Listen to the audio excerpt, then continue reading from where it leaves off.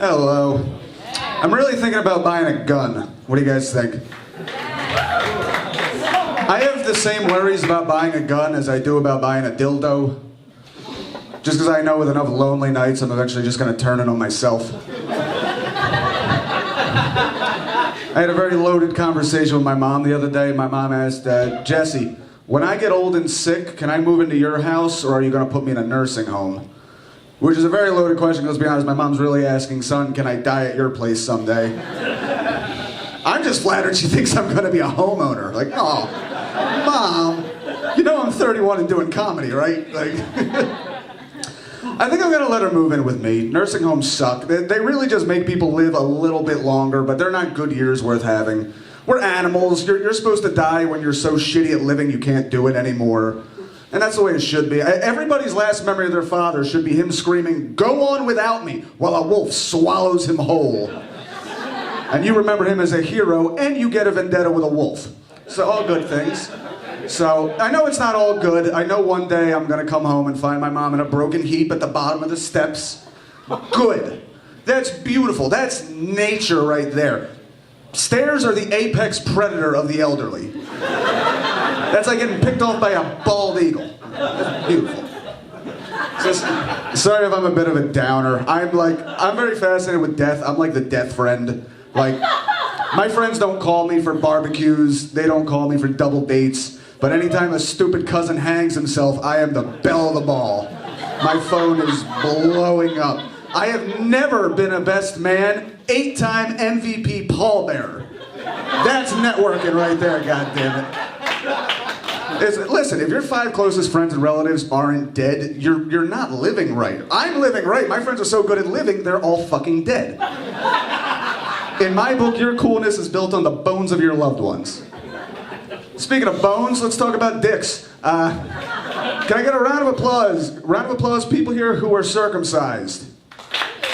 Okay, that's too many. I'm circumcised. I don't like it. By the way, I'm very glad none of the women clapped. Not a big Somali crowd here on a Wednesday night. That is a very serious issue tucked into a dick joke. I'm circumcised and I don't like it. I don't like it one bit. On top, like the porn right now is like taunting me because uncut dicks are in, and it looks alien. It looks nothing like mine. It looks like a shake weight with a swarthy man attached to one end. But I have an issue with sensitivity. Sometimes I can't finish. Maybe it has something to do with the fact that the head of your dick's supposed to be covered with foreskin, and mine's just been rubbing against denim for 30 goddamn years. Like a hobo bindle just dragged across the desert floor, and go figure, it's had an effect. What do you know? I'm just saying, you pull back the skin on an uncut dick, and I mean, not me personally, I've seen this. You pull back the skin on an uncut dick, and it's all like juicy and gooey and shiny, like the sun beating off a dolphin as it jumps out of the ocean. And meanwhile, mine's just discolored and callous, like B.B. King's thumbs. I'm a romantic. That's why I care so much about my dick. It's for you, baby. I'm a romantic. I like romantic movies, but there's one I feel needs to be stripped from the face of the earth, and that's the movie Titanic. This has affected every girl I ever dated because it was their favorite movie. It's what they thought love was supposed to be. How is that love? How is that instant soulmate? You fuck and a bunch of people die nearby, and that's true love?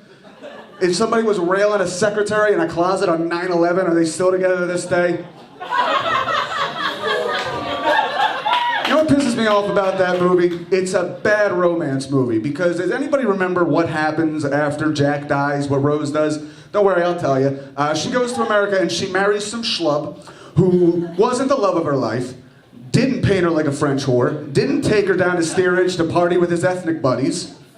But you know what this guy did help her do? Let's see, move to America, achieve all her goals and dreams, have a family, and live to die an old woman warm in her bed. This poor motherfucker doesn't get a name in this movie.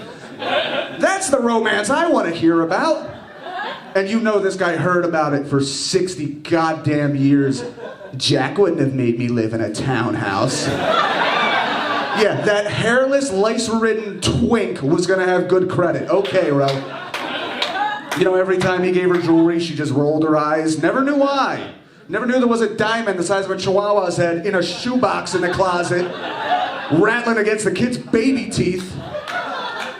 I like to imagine the end of that movie where it implies she dies and she's young again, back in the Titanic, and everyone who died is there. And up at the top of the steps is Jack, and she goes up and kisses, and everybody claps. And 5 feet off camera is her husband of 60 goddamn years, like, what the fuck, bro?